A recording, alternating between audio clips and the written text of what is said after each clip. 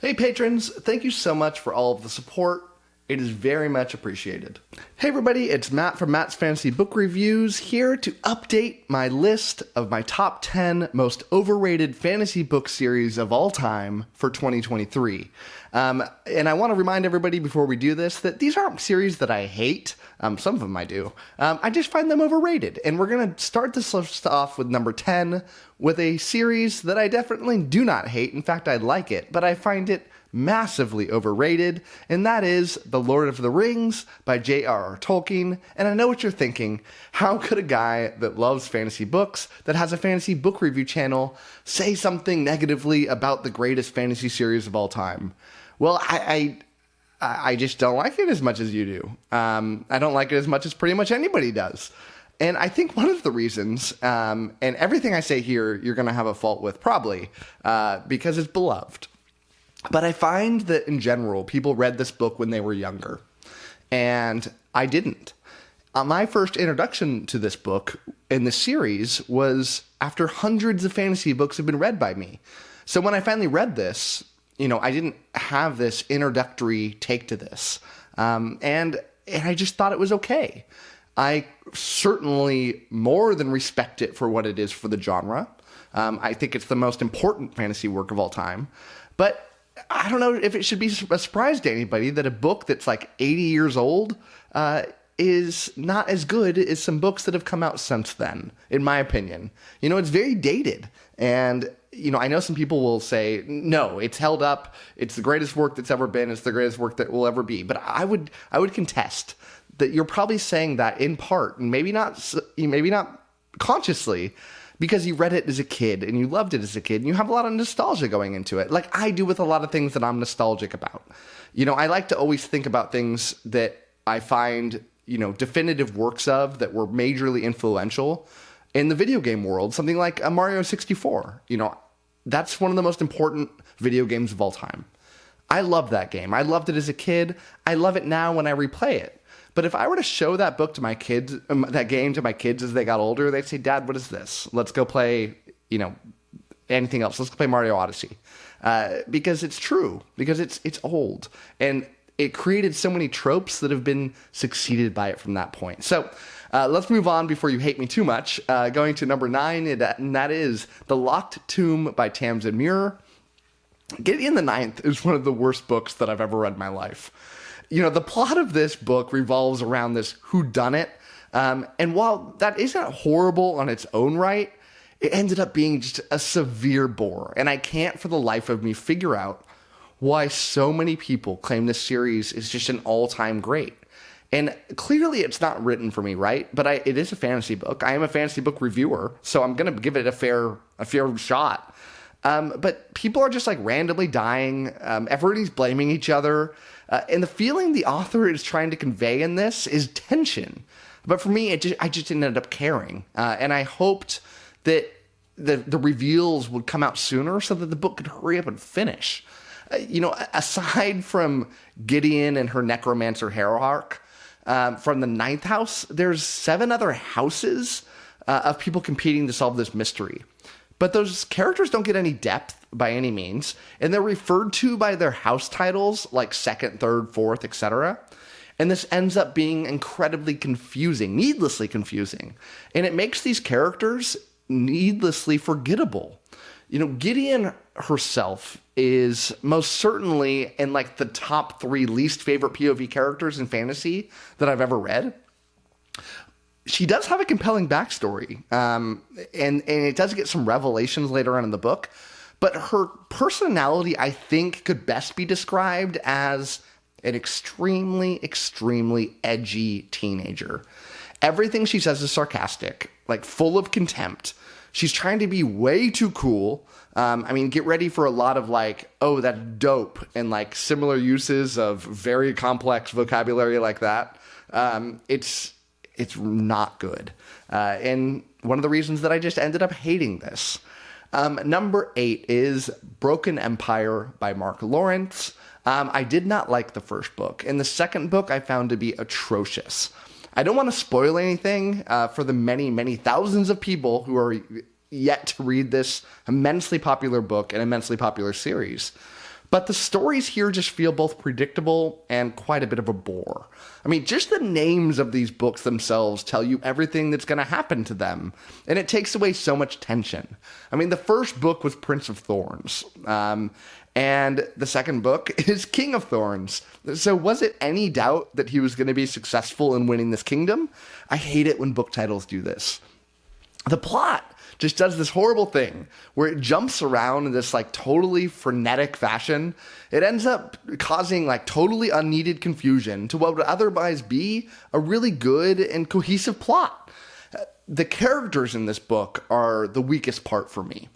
The main character is unlikable in essentially every single conceivable way. He's a horrible person and he's a sociopath. And at no point should the reader ever want this character to succeed. The cast that gets assembled around this character don't even really get compelling backstories, and they have this major lack of character development. They were thrown in mostly at the same time in the first book, so the characters are just like this blend of the same person to me, and they leave me wondering what that person is actually feeling about different things. And the way that the books are written is this bouncing back and forth kind of storyline between like timelines. And it feels like it's done just to do it, to be doing something different. And it causes unneeded confusion. Now, maybe you've read this and are like, oh, it's not confusing at all. This is great. Matt, you're dumb. Okay, yeah, maybe. But I do read complex books sometimes and that are intentionally confusing that I'm able to follow along with. And while I was able to follow along with this one, it made me have to like step back and be like, who's doing this? When are they doing it? Why is this happening? When it didn't need to be told in that fashion. It didn't help the book out at all. So yeah, not a big fan. And I think one of the big reasons this series is so rated so highly is Mark Lawrence is unarguably awesome. He does a ton for the genre. He runs this yearly amazing competition for independent authors, which I love. I think Mark Lawrence is awesome. I just don't happen to love this series. So number 7, Red Rising by Pierce Brown. So the main character here is just so bland and uninteresting. Even after reading the first trilogy, I feel like I hardly know the guy. His best trait is being really, really full of himself. And he's just like constantly reminding the author how special and perfect he is. There are reasons for how amazing he is that make sense in the book, but he's also just like smarter than every single other person, like miles ahead smarter than them. It's not a great feeling for wanting to be emotionally connected with the main character of a book when they're just so much better than everybody at everything. The author uses this pretentious, just overly dramatic language that slows down what should have been a faster-paced book. The story was largely composed of these like short, straightforward sentences that would be lengthy paragraphs consisting of like 5 or 6 word sentences strung together. It was a very odd choice. While I did love the finale of the series, I thought it was wonderful. The last 50 pages of the final book in this trilogy were great. I found the 4th book to be really below par and didn't really need to be written. I felt like the author should have gone and done something elsewhere in the world. It didn't need the main character anymore, and it just kind of felt like fan service. Number 6 is Murderbot by Martha Wells. This is a massively popular series composing mostly novellas. Now, I realize that I'm not the target audience for novellas, especially like science fiction novellas, which is what Murderbot is, because I like long epic fantasies. But I also do like some novellas. I love some novellas. In fact, I just reviewed a book a few days back of a 5-star novella, and that was one in the Sun Eater series by Christopher Rocchio. The problem with Murderbot is, first of all, it is so popular. You'd think it's like the greatest thing ever written. The price of it is ludicrous. You pay full price for these little teeny books that are like 100 pages, and it's crazy. I mean, the whole series is like the length of a normal sized fantasy book, but you'll end up paying like $100 for it. The pricing structure is absolutely bonkers. The books themselves, while the first one is decent, get ready to read a lot of the same thing. It's just constantly the same basic structure to every one of these stories.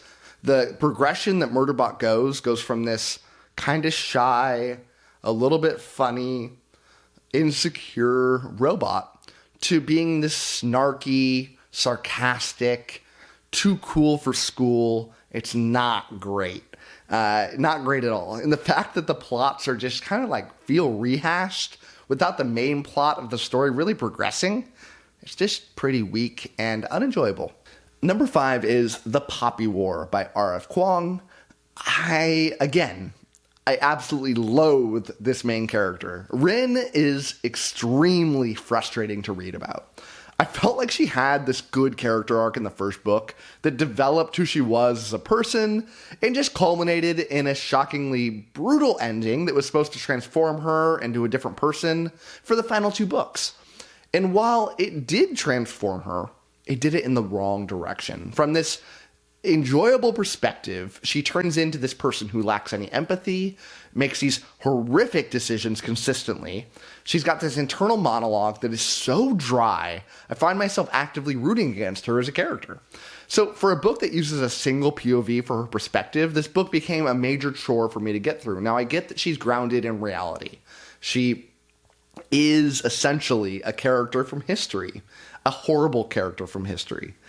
But that doesn't excuse this bad writing for this character. There's ways to make this character more compelling. In fact, I'm sure there are history books that are far more compelling about this character than what this book was able to deliver. I don't mind a really good anti-hero, which at the core is what R.F. Kuang is trying to go for here. But I was desperate for her to turn into one that I enjoyed reading about. You know, someone with a cunning mind, and you can feel kind of the madness in them kind of take them over. But what I got was someone who was consistently getting played, was constantly questioning their choices, and just reeked of these insecurities from beginning to end of the series. It's just so boring to read over and over and over again this formula of like victory, betrayal, compassion being overrode by bloodlust. It gets old. It gets formulaic. You know, I've heard from a lot of people that this book just like broke them. And it was like this great look at the real brutality of war. And when I hear these things, I end up just kind of thinking that these people either found something in this book that just didn't work for me, or they just don't have any experience reading actual historical war books. And while this book did have many events that were really dark that ended up happening, it kind of felt like a YA version of a vicious war story. Number 4 is Mistborn Era 2 by Brandon Sanderson. I hate one of these main characters, Wayne. His entire character is written to be funny, and with humor being as subjective as it is, for me personally, his humor just totally fails to make the mark. The funny Sanderson characters tend to follow a similar arc, where they're more like silly than actually funny. But Wayne is like a caricature of like how over the top he is. Like I think a younger me would have been into this kind of humor, but I've changed over time. And I'm not saying like, oh, this is young people humor. Like for me, I think I actually would have found this funny, but I don't anymore. And it doesn't appeal to me. And I hate the main character. I thought the final book of these 4 was atrocious, to say the least. It didn't have a Sanderson ending.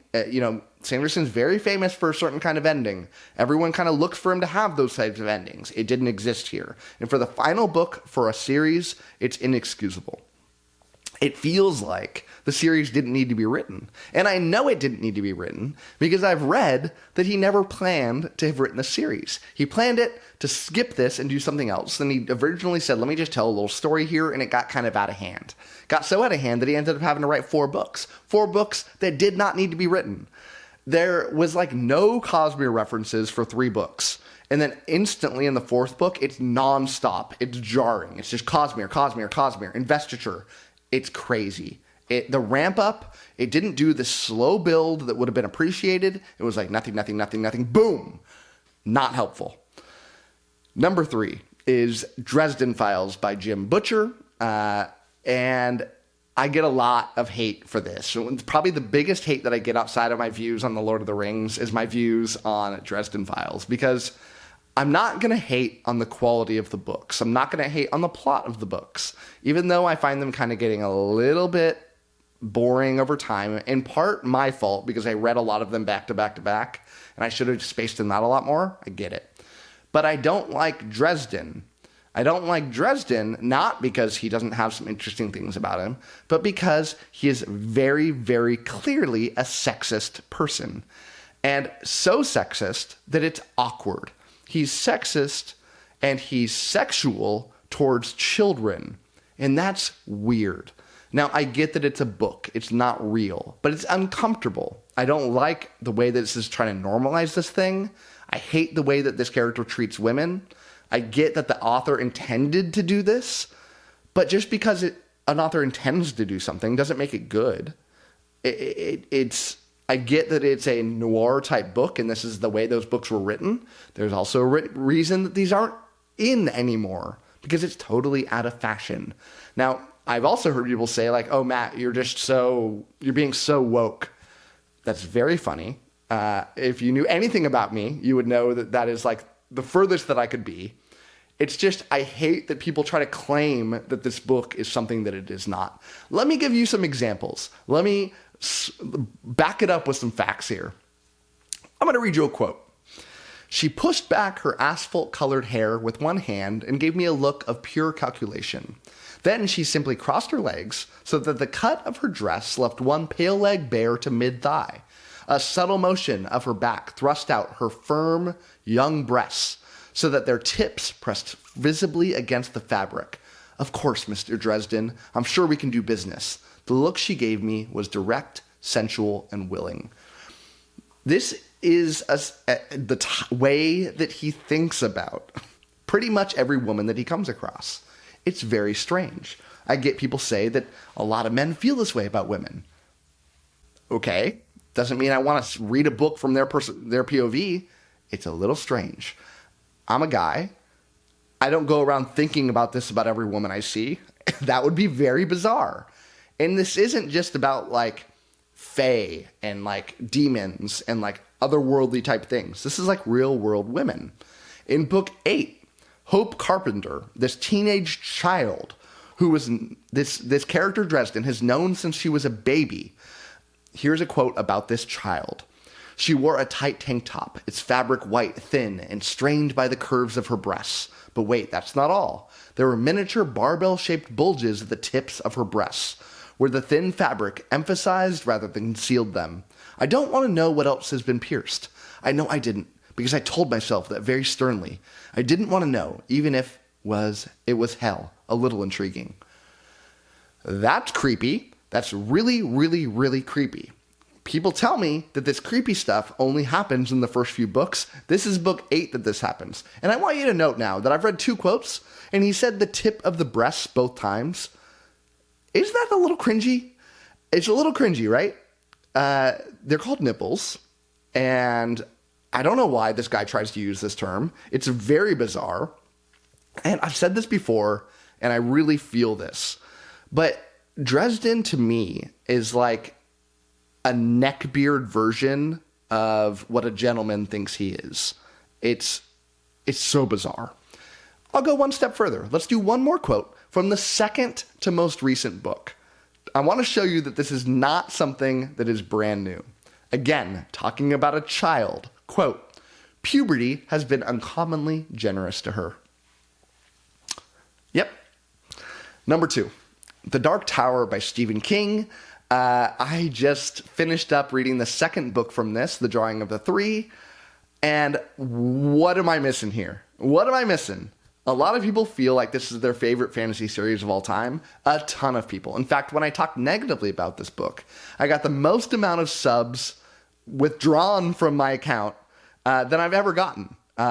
Always when I do videos, I'll get like maybe a couple losses, usually a lot of gain. This one I got a huge drop off. People that just cannot handle knowing that I hate this series. It's written horrifically.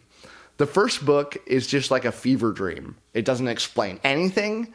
It's just this dude going across the wasteland, chasing somebody. That's it. It's very bizarre. How anybody could like this, I'll never know. Maybe you have to read the whole series to appreciate it, but that doesn't mean it's a good book. If you have to read it twice to be able to actually like it, that's strange. All it is vibe. And I get that this never was meant to be like a first book. It was like a series of short stories that he wrote as a kid, I think. I think I got that right. Which shows me more that it's horrible. Then the second book comes, and it's like, okay, now it's going to get better, right? Nope, it gets worse.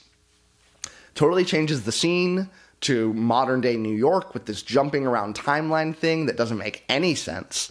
The story just felt like it didn't need to be written at all because the story doesn't progress in the slightest. There's no character progression. It's horrible. I just can't get it. I can't get it. I'll never get it.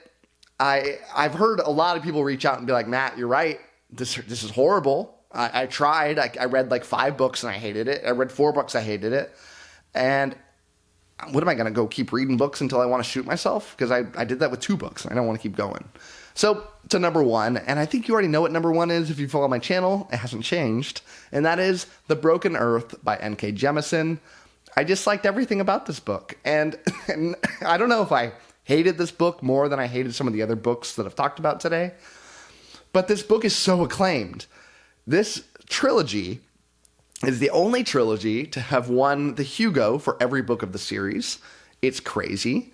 I feel like politics went into this book. I feel like politics went into this book getting exploded in the way that people feel about this.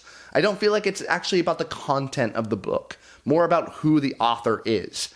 And look, I think that, minority authors and women authors should get a better opportunity to get into this genre. I hated watching only men be able to get into this, only white men be able to get into this genre. That is inexcusable. But to watch the reverse reaction be just as bad as what it used to be, but in the opposite, there is an equilibrium here somewhere. And this book is the definition of it, because there's nothing to like about this book for me. The writing style, to be friendly, felt off. And while I'm sure that eventually it gets revealed to the reader why this is happening, the inexplicable usage of writing in the second person for a third of this book is off-putting, to say the least. It felt like the author was just trying to be clever. It ultimately just took me out of the story completely. The second person does not work for books. There's a reason that it is not almost ever used. It can work in other mediums. It works really good in video games. But when you write in the second person, all you're forcing the reader to do is to convert it into the first or the third person. And that takes unnecessary mental processing power because it doesn't help the story in any discernible way. There's a big twist in this book. A big twist that was evident to me about a quarter of the way into the book. And I'm not really good at picking out twists. In fact, I'd find myself on the horrifically other end of the spectrum for figuring out twists. And I actually had to go back and check that this wasn't revealed to me earlier in the book because it was so obvious. And it just sucked the life out of the story for me, because what happened was the writer wrote this book in a very strange style where it was like one chapter like this, one chapter like this, one chapter like this. I don't want to exactly say what that is. You got to read it to find out. But it takes you out of the story to be telling a story like that, all for the benefit of showing this major, major twist. And since the twist was ruined, it didn't need to do those needless things that ruined a cohesive story. The characters in this book themselves felt totally unrelatable in every single way. And even though I'm the father to 2 kids, so the emotional things in this that involve children, like I'm the target, right?